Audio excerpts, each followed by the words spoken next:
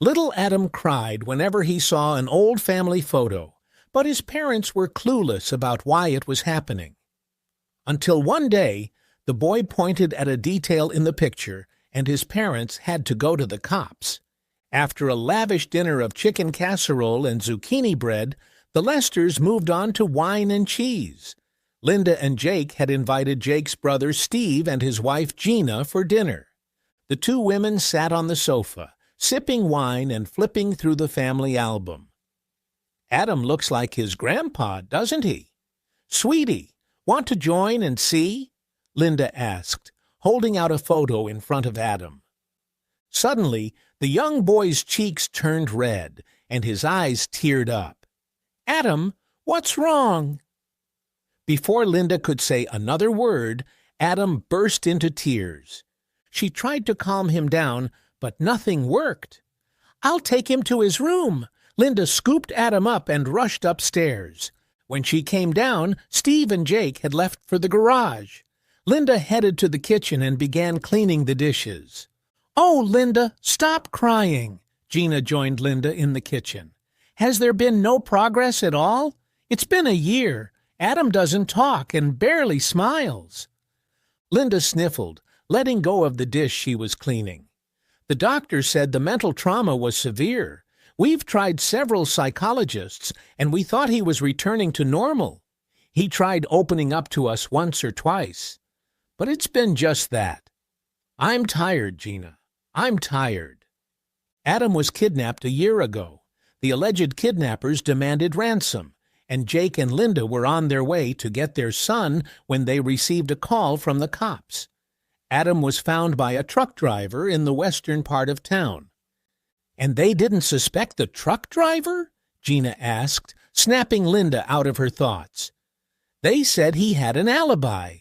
He was on one of those long-haul trips." "You know, it's always that photo."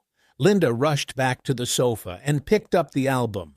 "I've shown it to Adam several times, and he just loses it every time."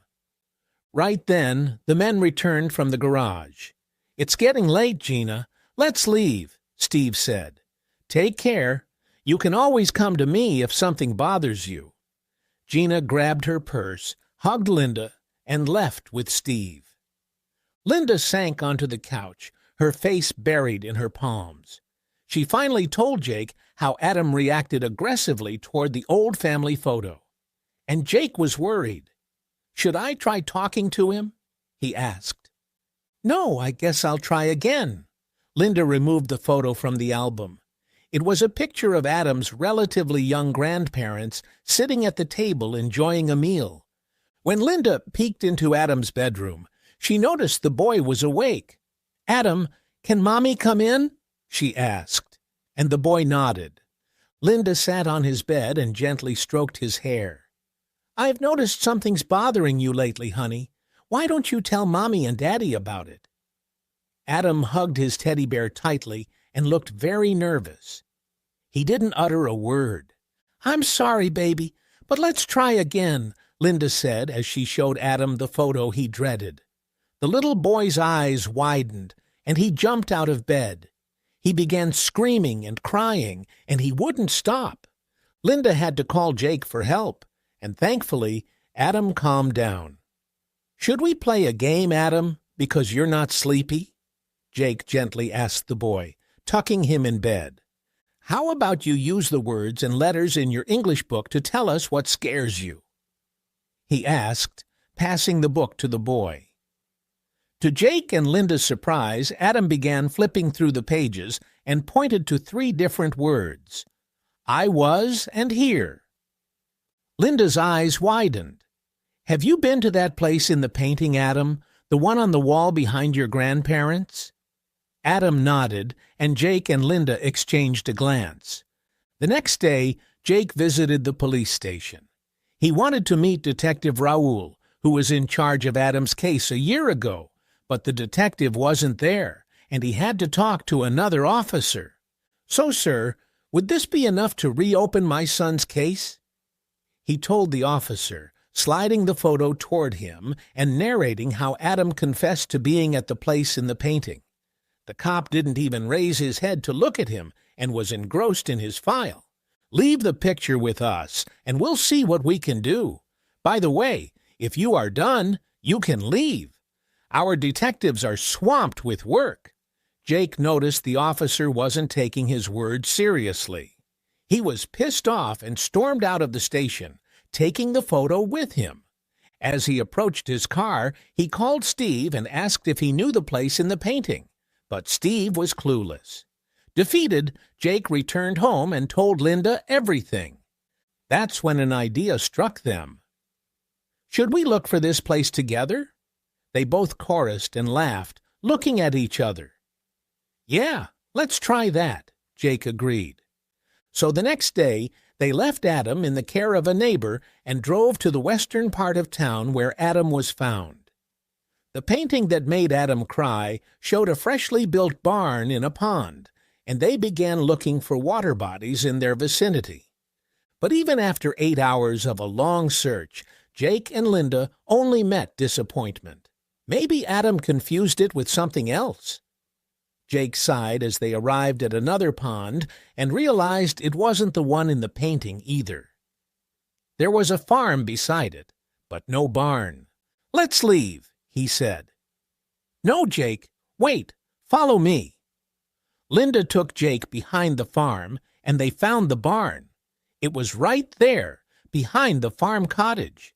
As Linda and Jake stepped inside, a pungent odor of decaying matter met their nostrils. They found dead rats and old farming tools in a corner under a table. "Jake, look what I found!" Jake spun around to see Linda holding a cap. It was Adam's, and he was wearing it the day he was kidnapped. It was another piece of evidence that could help reopen Adam's case. So Jake called 911. While they waited for the cops to arrive, Jake and Linda began rummaging through the barn for more clues, and Jake found a painting behind thick stacks of hay. When he wiped the dust off it, he realized it was the same painting depicted in their old family photo. But now it showed two figures who weren't visible earlier. An old woman holding a young girl's hand. As he flipped the photo frame, Jake noticed an inscription: Dorothy M. and Leslie Marie Richard M. "Oh my God, how is this possible?" Jake couldn't believe it, but he recognized the barn. It belonged to his great-grandmother. She had sold it off to someone when his brother Steve was 10, and she often told Jake stories about how she visited it with Steve. Jake wasn't even born when the barn was sold, but Steve knew the barn too well, and he had lied. The blaring of the sirens snapped Jake out of his thoughts. When he and Linda exited the barn, they noticed the cops and Detective Raoul had arrived. "You found this here?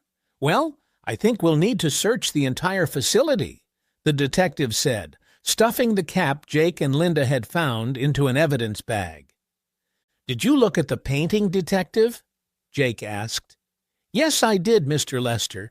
May I ask, who else in your family knows about it, or this place?" "Only my brother and his wife," Jake responded. "To be honest, they are only close relatives, and they know about the painting.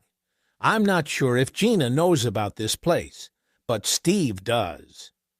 Detective Raoul raised a brow. "Be precise, Mr. Lester. Are you trying to indicate that your brother was involved in all of this?" "Jake, are you serious?" Linda gasped, looking at her husband. Noticing Jake's pale face, Detective Raoul realized what the matter was. "Well, let's set a little trap for your loved ones, shall we? I don't think your brother is the only one I'm suspicious of right now, Mr. Lester." Detective Raoul asked Jake to call Steve. "Hey, hi, Steve. I just got an update on Adam's case.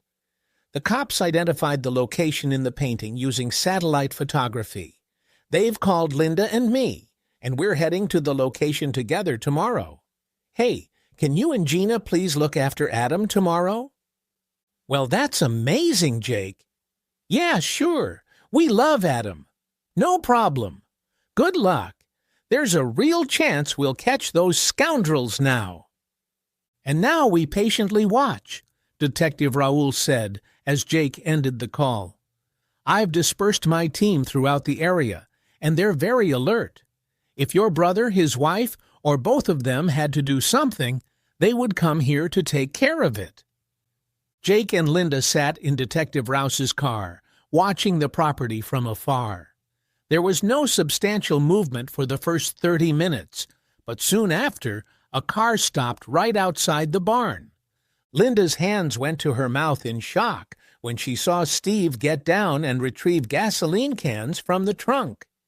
He was ready to set the barn on fire, but two cops quietly approached him from behind, knocked him to the ground, and cuffed him. "What are you doing? Get off of me!" he cried, trying to shove the officers away, but it was pointless. "You are under arrest for planning and carrying out the abduction of your nephew, Steve." Detective Rao's voice boomed.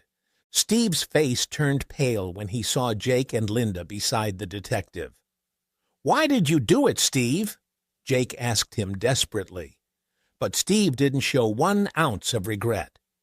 "You think Grandpa divided his inheritance fairly?" he hissed as he was carried to the police cruiser. If you love the story, consider checking the videos on the screen and support us by liking the video, subscribing the channel, and commenting what you would like to share from your experience. See you in next one.